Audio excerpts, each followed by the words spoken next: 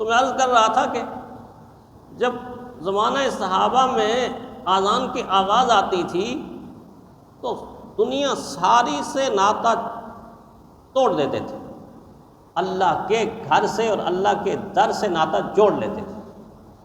یہی وجہ ہے کہ زندگیوں میں آپ فرق دیکھیں کہ ان کی زندگیوں میں ہماری زندگی میں فرق کیسا، کہ یہ مقام ان کو آنے والے ہر دن کے اندر ایمان کے اعتبار سے بلند تر کرتا گیا، بلند سے بلند تر کرتا گیا۔ ایک مسجد کا ماحول میسر تھا، دوسرے نبی کی ماہیت میسر تھی۔ یہ دونوں چیزیں جب میسر ہوئی تو عرش سے اللہ تعالیٰ کی قدرت کی زبان نے کہا اولئک هم المؤمنون حقا، اولئک هم المؤمنون حقا، یہ پکے مومن ہیں، یہ پکے مومن ہیں۔ ایک انسان اگر مسجد میں آتا ہے اور جیسا آتا ہے ویسا ہی چلے جاتا ہے تو اس کو سوچنا چاہیے، غور کرنا چاہیے کہ اس کی زندگی برباد ہو گئی۔ ایسا نہیں ہونا چاہیے کہ جیسا انسان آئے ویسا انسان چلا جائے، تو پھر آنے کا تو جانے کا تو کوئی فائدہ نہ ہوا۔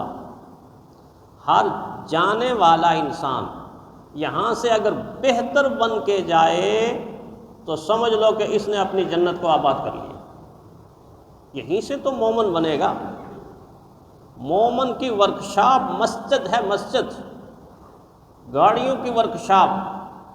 جب اس میں گاڑی آتی ہے پرانی اور ڈیمیج ہوئی اور ایکسیڈنٹ سے اس کا کوئی پرزہ ہلا ہوا، لیکن اس کے اوپر ایسی محنت ہوتی ہے، کلی ہوتی ہے، رنگ ہوتا ہے کہ نکلتی ہے جب ورکشاپ سے تو بعض دفعہ انسان کہتا ہے یہ تو 0 میٹر گاڑی ہے، 0 میٹر گاڑی۔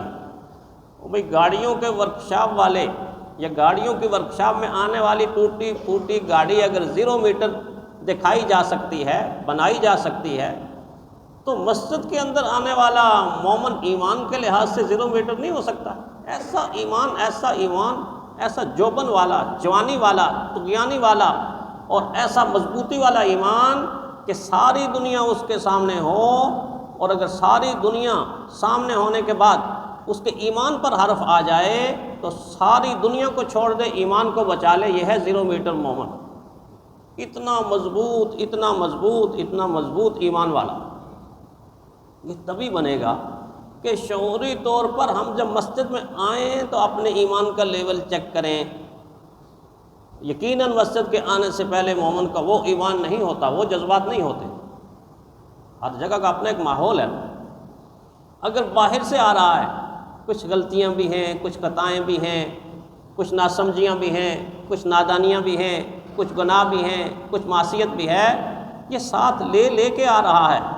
لیکن اگر شعوری طور پر آ کر دروازے کے اوپر کھڑا ہو کر کہتا ہے اللہم افتح لی ابواب رحمتک، اے اللہ میرے لیے اپنی رحمت کے دروازے کھول، اللہ تعالیٰ تو پہلے سے ہی انتظار کر رہے ہیں، اللہ نے رحمتوں کے دروازے کھولے ہوئے ہیں۔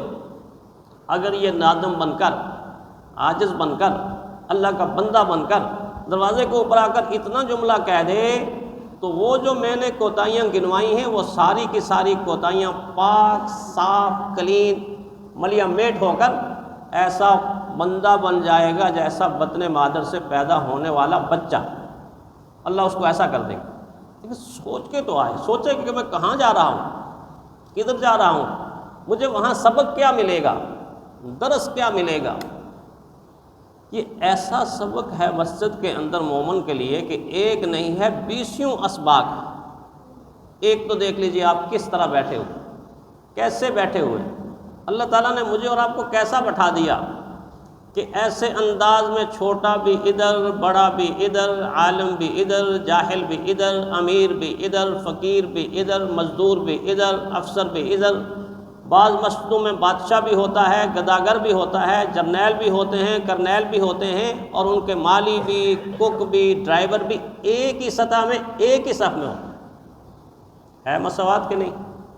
دنیا میں ایسی مساوات کہیں پر بھی آپ کو نظر نہیں آئے گی کہ جہاں سارے کے سارے ایک جگہ، کوئی گورا ہے، کوئی کالا ہے، کوئی نیکوکار ہے، کوئی گنہگار ہے، کوئی آزاد ہے، کوئی غلام ہے، سارے کے سارے آدم کے بیٹے اور اللہ کے بندے کی حیثیت سے صفوں کے اندر کھڑے، ایک ہی صف میں کھڑے ہو گئے۔ محمود و ایاز، نہ کوئی بندہ رہا نہ بندہ نواز، بندہ ہو صاحب و غنی ایک ہوئے، تیری سرکار میں پہنچے تو سبھی ایک ہوئے، تو سبھی ایک ہوئے۔ پہلا درس مساوات کا ہے کہ اتنی مساوات کسی قوم کے اندر نہیں ہوتی، لیکن یہ مسجد کی حد تک تو نہیں ہونی چاہیے۔ اگر مسجد کی حد تک سارے ایک ہیں اور باہر جا کے پھر وہی تکبر کا خناس ذہن کے اندر آ گیا، کوئی بڑا، کوئی چھوٹا، کوئی فلاں، کوئی دولت مند، کوئی امیر، یہ تفریق اگر آ گئی تو پھر مسجد سے کچھ نہیں سیکھا، مسجد سے کچھ نہیں سیکھا۔ مسجد سکھاتی ہے تم میری زمین کے اوپر بیٹھے ہوئے ہو، اللہ کے بندے ہو، آدم کے بیٹے ہو، انسانیت کے ناطے سب برابر ہو، اور تم سب نے زمین کے اندر چلے جانا ہے، سب نے چلے جانا ہے۔ وہ بادشاہ ہے وہ بھی جائے گا، کوئی اس کا ملازم ہے وہ بھی جائے گا۔ مساوات، عاجزی، جب سارے سر جھکائیں گے، بادشاہ بھی جھکائے گا، امام بھی جھکائے گا، مقتدی بھی جھکائے گا، تو عاجزی کی انتہا ہوگی۔ مسجد سکھائے گی دنیا میں رہنا ہے تو عاجز بن کر رہو، متکبر بن کر مت رہو۔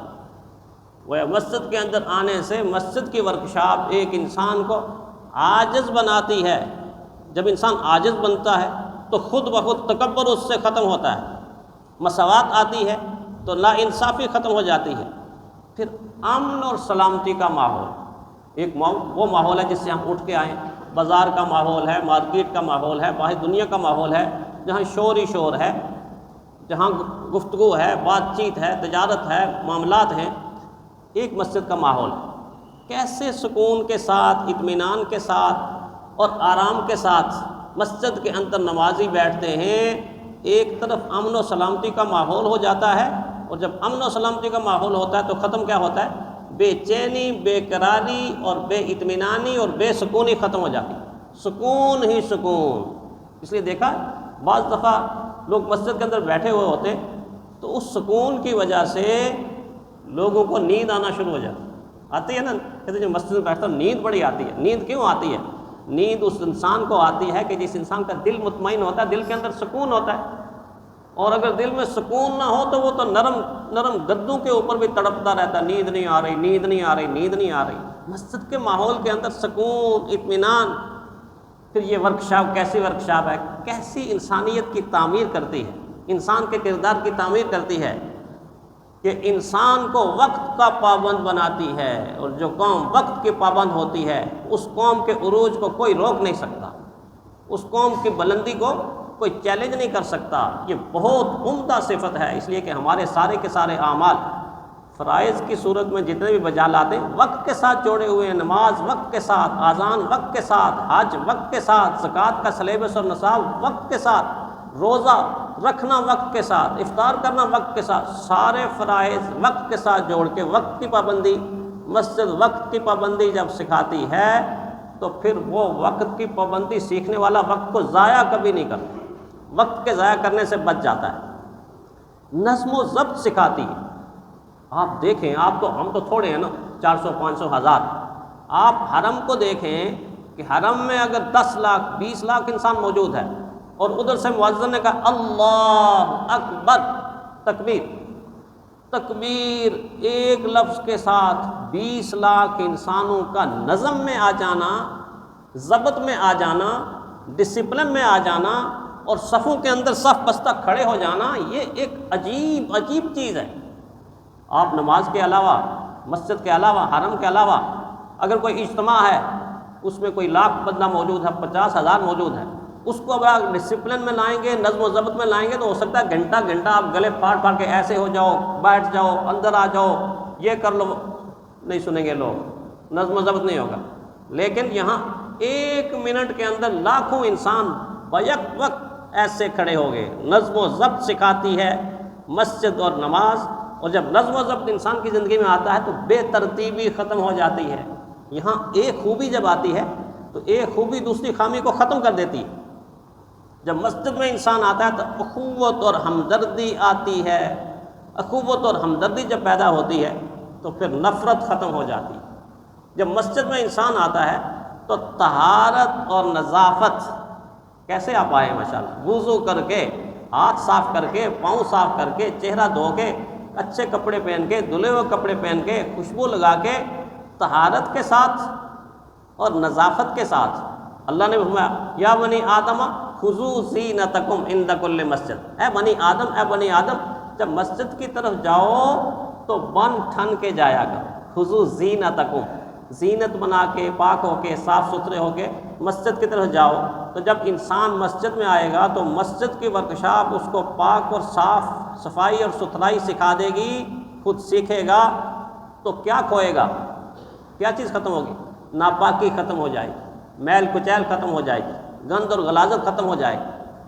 اور جب اللہ کا ذکر یہاں بیٹھ کے انسان سبحان اللہ کہے گا، الحمدللہ کہے گا، نماز پڑھے گا، تلاوت کرے گا، اللہ کا ذکر اللہ کی محبت پیدا کرے گا، اللہ کا خوف پیدا کرے گا. یہ دو چیزیں جب پیدا ہوں گی تو مخلوق کا ڈر اس انسان کے سینے سے نکل جائے گا. مخلوق کا ڈر نکل جائے گا. آج مخلوق کا ڈر ہی تو ہے کہ ہم غلام ہیں. جی کبھی امریکہ کا ڈر، کبھی فرانس کا ڈر، کبھی فلاں کا ڈر.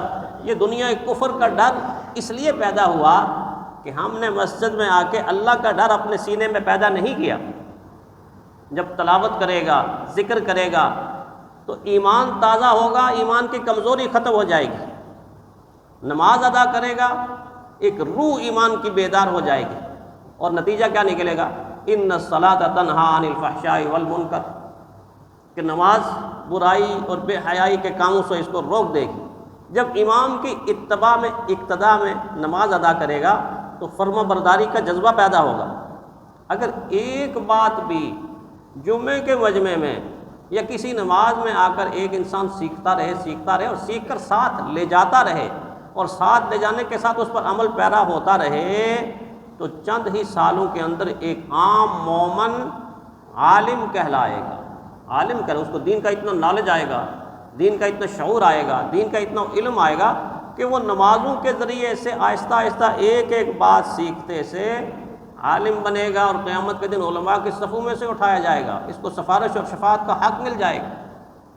ایسی تعمیر کردار کی مسجد کرتی ہے کہ یہاں ساری کی ساری نفرتیں ختم. کنبہ، قبیلہ، خاندان، سارے کے سارے کنبے، قبیلے اور خاندان والے ایک سطح کے اوپر بیٹھے. مسجد کی میم دراصل یہ تقاضا کرتی ہے کہ مسلمان آپس میں مل جائیں، ایک ہو جائیں.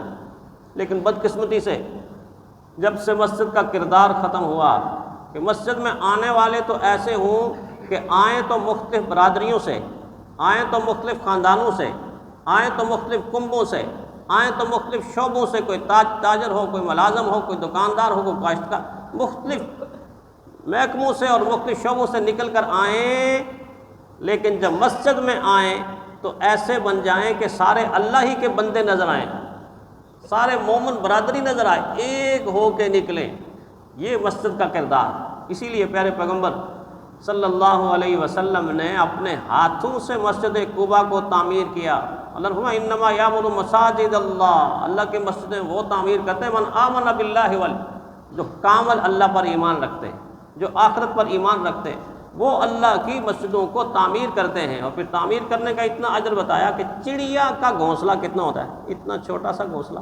مثال دی کہ اگر اتنی سی مسجد، حالانکہ اتنی سی مسجد بن نہیں سکتی، لیکن مثال ایسی دی کہ انسان کو پتہ چلے کہ اجر کتنا ہے کہ چڑیا کے گھونسلے کے برابر بھی اگر کوئی مسجد تعمیر کرتا ہے، اللہ اس کے لیے بھی جنت میں ایک محل تیار کرے. اسی لیے اس کے آداب سکھائے، مسجد سے دوڑنے کو منع فرمایا.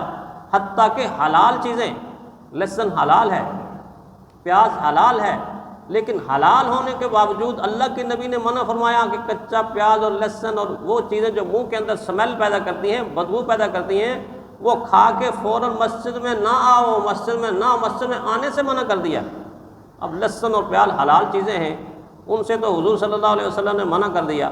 باقی رہی نسوار، باقی رہے سگریٹ اور آپ کے یہ سارے کے سارے، تو اس کے بارے میں پھر آپ خود ہی سوچ لیں. میں کیا کہوں، آپ خود ہی سوچ لیں کہ اگر یہ چیزیں آپ کر کے مسجد میں آئیں گے اللہ کے فرشتوں کو بھی تکلیف، اللہ کے بندوں کو بھی تکلیف، تو منع فرمایا نہیں ایسی چیزیں کھا کے مسجد کے ماحول کو خراب نہ کرو۔ تو اگر مسجد اپنا کردار ادا کر دے تو واقعی یہ امت دوبارہ امت بن سکتی ہے۔ اللہ تعالی ہمیں ایسا ہی کرنے کی توفیق عطا فرمائے۔